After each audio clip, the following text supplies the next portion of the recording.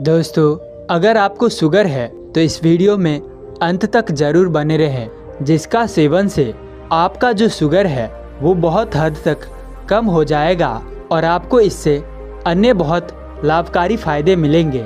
एक बार एक लड़का आयुर्वेदिक गुरु के पास आता है और कहता है कि हे गुरुजी, आपको प्रणाम।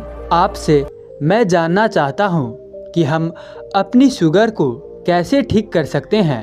इसके बाद वो गुरुजी कहते हैं कि बेटा, अगर हम ये समझ ले कि डायबिटीज होती क्या है, ये कैसे आपके स्वास्थ्य के लिए हानिकारक है, इसे जानने के बाद आप यकीन मानिए आपका ब्लड शुगर पहले हफ्ते में ही नीचे आ जाएगी और 2-3 हफ्ते में ही आप इसे जड़ से उखाड़ फेंक सकते हैं।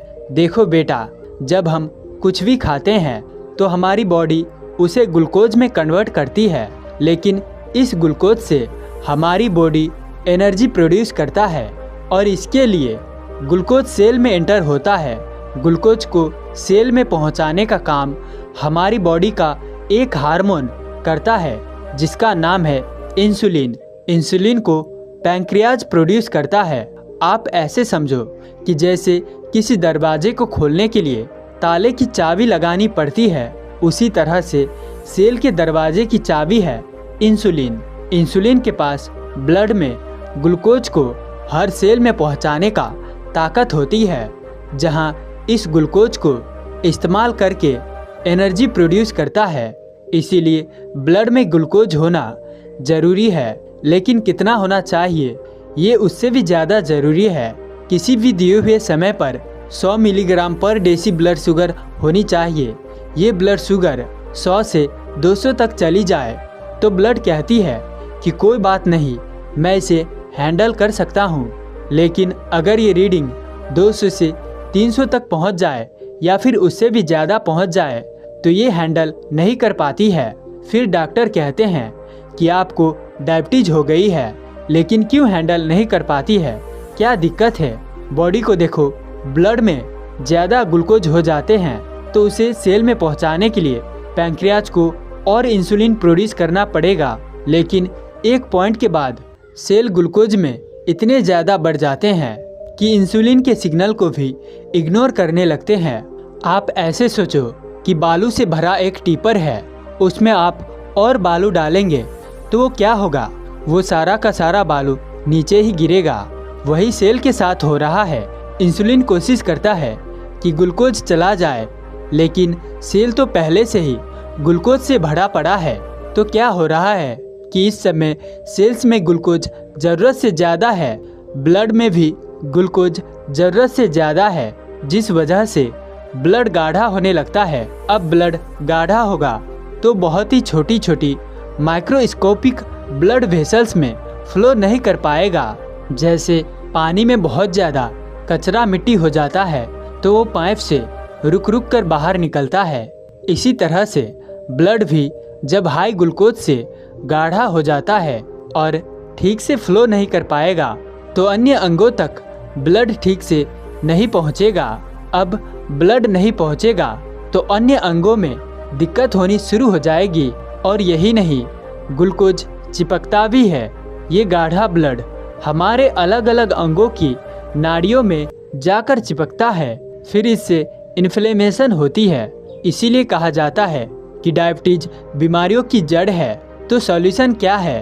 अगर हम सेल्स में एक्सेस ग्लूकोज को यूटिलाइज कर देते हैं तो सेल्स इंसुलिन की बात सुनने लगेगा और बॉडी नॉर्मल चलने लगेगी। लेकिन हम करते क्या है? एंटी डायबिटिक गोली तो खाते हैं, लेकिन खाना ऐसे खाते हैं जो कि ब्लड में फटाफट से ग्लूकोज को लेकर आए। जैसे कि आजकल लोग कोल्ड ड्रिंक ज़्यादा सेवन करते हैं, उसकी एक बोतल में 8 से 10 चम्मच शुगर होती है।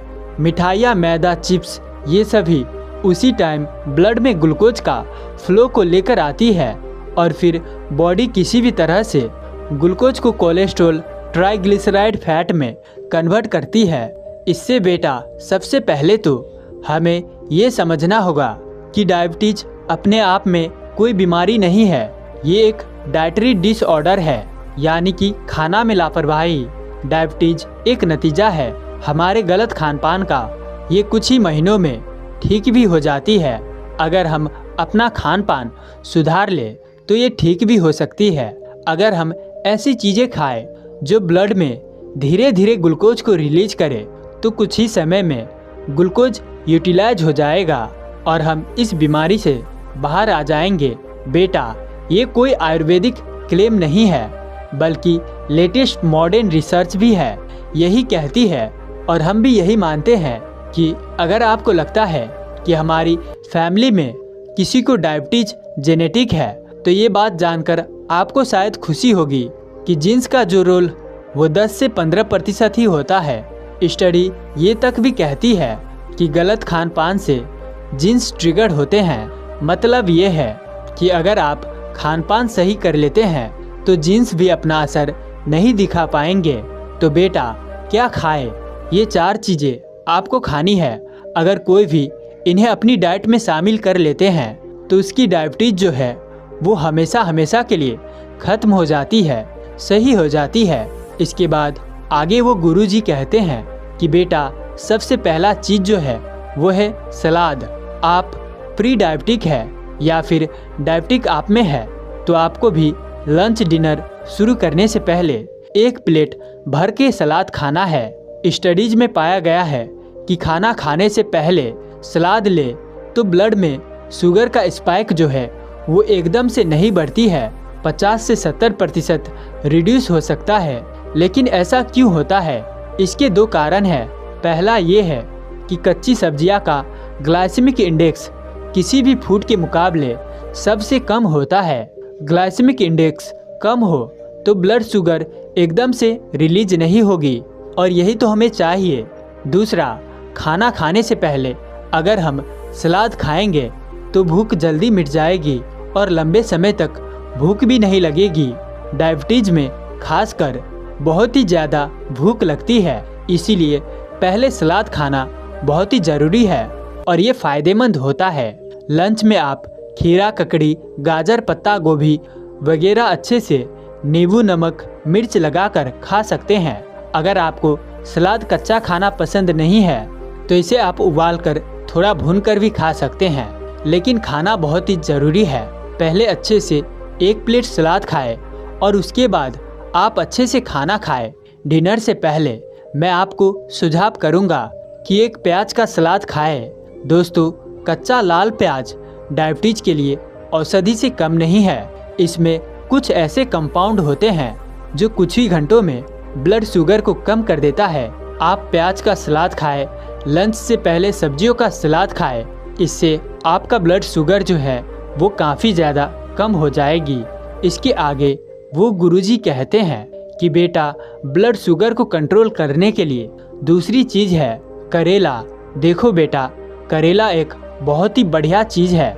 औषधीय गुण होते हैं इस सब्जी के अंदर। इसके अंदर कुछ ऐसे कंपाउंड होते हैं जो कि आपकी बढ़ी हुई ब्लड शुगर को कंट्रोल करते हैं। इसके अलावा करेले के ऊपर कई स्टडी भी हो चुकी है जिसमें ये पता चला है कि करेला आपके पैंक्रियाज को प्रोटेक्ट करने का काम करता है।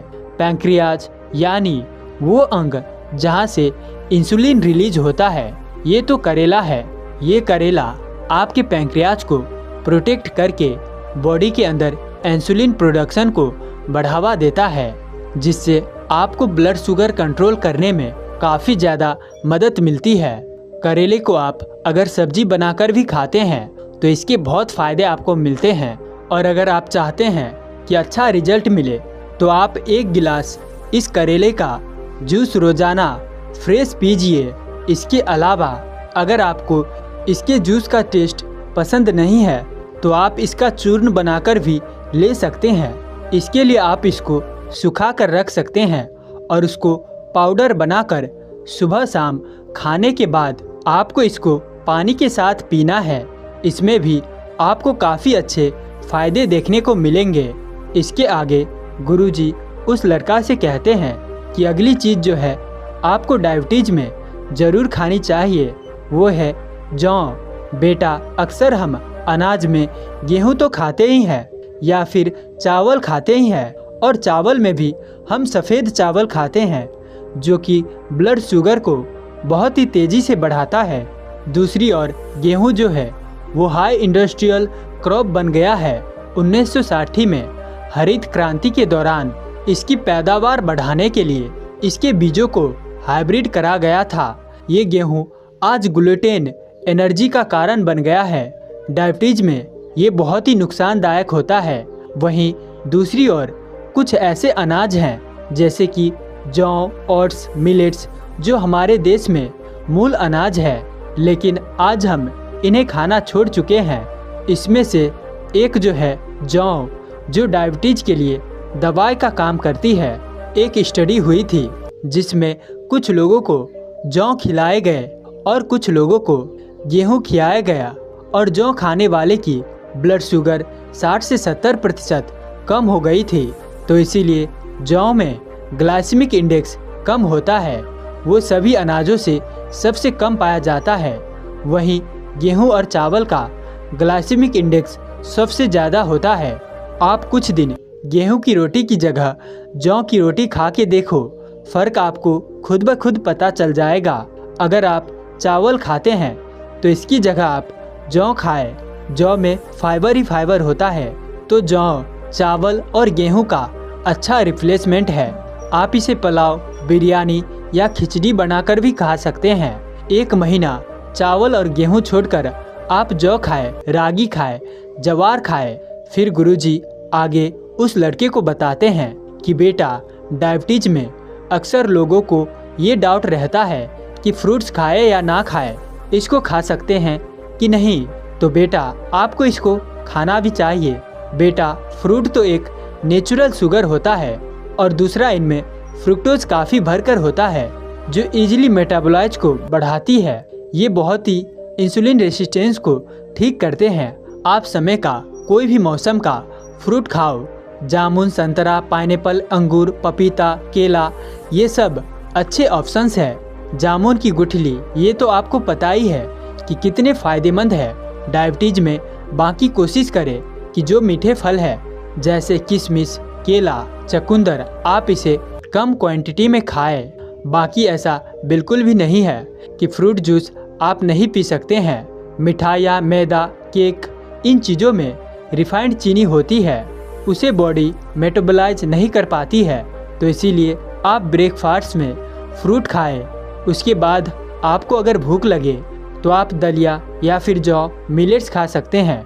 इसके आगे वो गुरुजी कहते हैं कि अगली चीज़ है पम्पकिन, यानी कि कद्दू।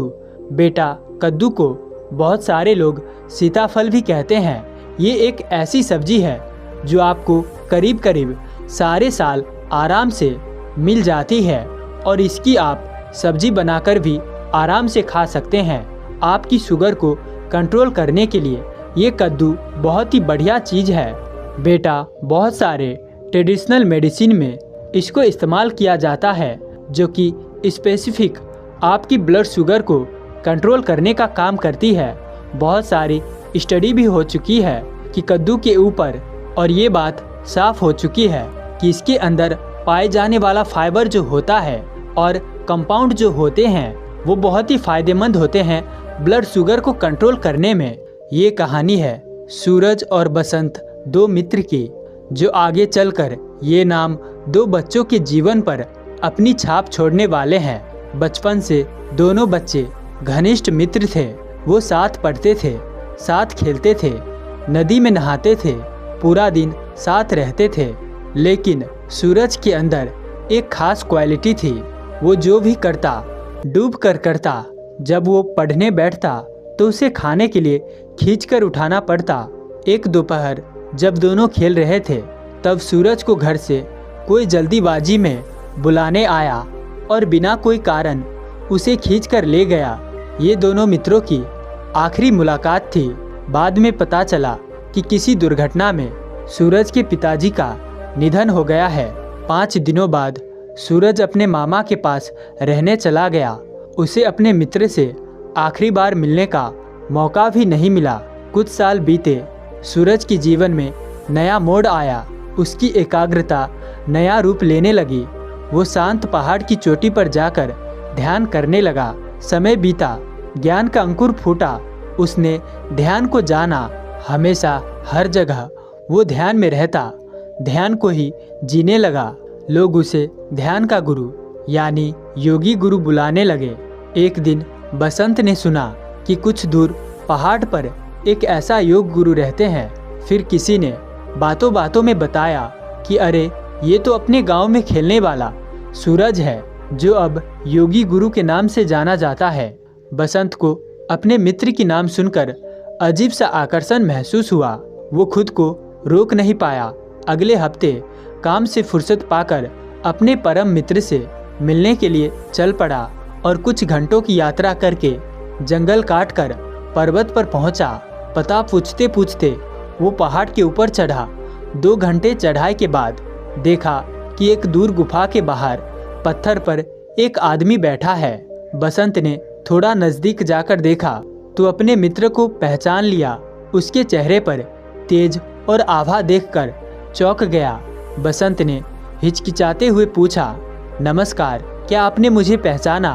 बसंत मेरे दोस्त, मैं तुम्हें पहचानूं क्यों नहीं? तुम्हें ऊपर चढ़ने में दिक्कत तो नहीं आई? अब तो तुम काफी मोटे हो गए हो। योगी गुरु ने ऐसे स्वागत किया जैसे 2 मित्र कल ही मिले हो। दोनों बहुत देर तक बातें करते रहे। बसंत ने देखा कि सूरज की नजरें एकदम स्थिर है और चेहरे पर हल्की मुस्कान हमेशा बनी रहती है। फिर कुछ देर बाद बसंत ने पूछा, तुम्हें अचानक क्या हुआ? तुम यहाँ क्यों आ गए? सूरज ने कुछ नहीं कहा, बस मुस्कुरा कर पूछा, अच्छा मित्र, ये बताओ तुम कैसे हो? घर में सब ठीक है? बसंत एकदम निराश हो गया। उसने कहा, मित्र, मैं जिस काम को शुरू करता हूँ उसी में असफलता मिलती है। हमेशा पैसे और खाने का अभाव बना रहता है, इसीलिए पत्नी ताने कसती है और बच्चे बात नहीं सुनते।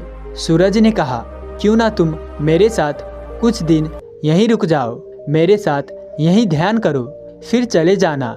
बसंत ने सीधे मुंह मना नहीं किया, लेकिन उसने सोचा, मेरे पास इतना खाली समय तो नहीं है कि मैं इस निर्जन पर्वत पर बैठूं। मैं कल ही सुबह चला जाऊंगा। लेकिन उस रात बसंत बहुत गहरी नींद सोया। अगले दिन उसे बहुत शांति महसूस हुई। वो यूं ही पहाड़ों में घूमता रहा और जब समय मिलता तो सूरज से बचपन की यादें ताज़ा करता। बसंत को पता भी नहीं चला कि कब 3 दिन निकल गए। जब वो वापस आया तो काफ़ी परेशानियां टल चुकी थी। बड़े आश्चर्य की बात थी, घर का माहौल अच्छा था। कुछ दिनों में आर्थिक हालात में भी सुधार हुआ। फिर कुछ 10-12 महीने निकले। बच्चे की तबीयत बिगड़ी, फिर काम में नुकसान हुआ।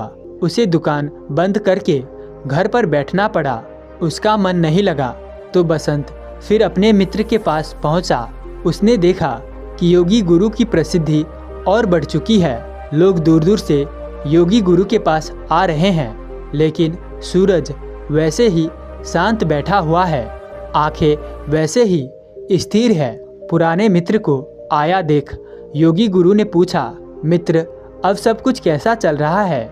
आवाज में वही अपनापन और वही सहजता थी।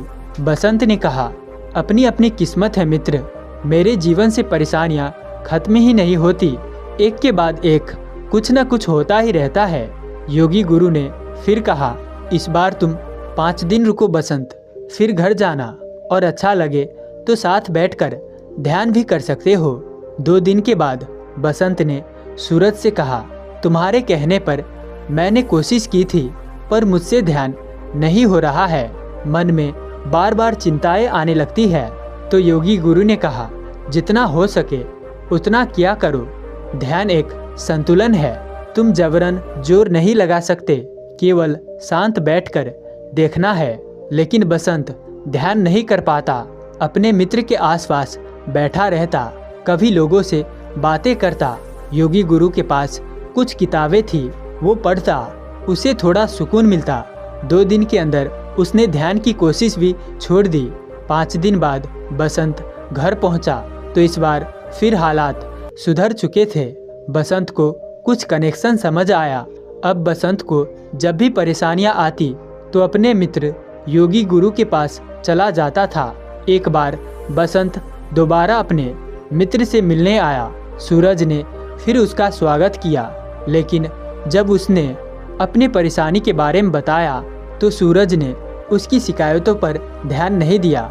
उस दिन के बाद से सूरज ने अपने मित्र बसंत को पूरी तरह से इग्नोर करना शुरू कर दिया। एक हफ्ता निकल गया, लेकिन सूरज ना उसकी तरफ देखता ना उससे बात करता। बसंत का धैर्य खत्म हो गया।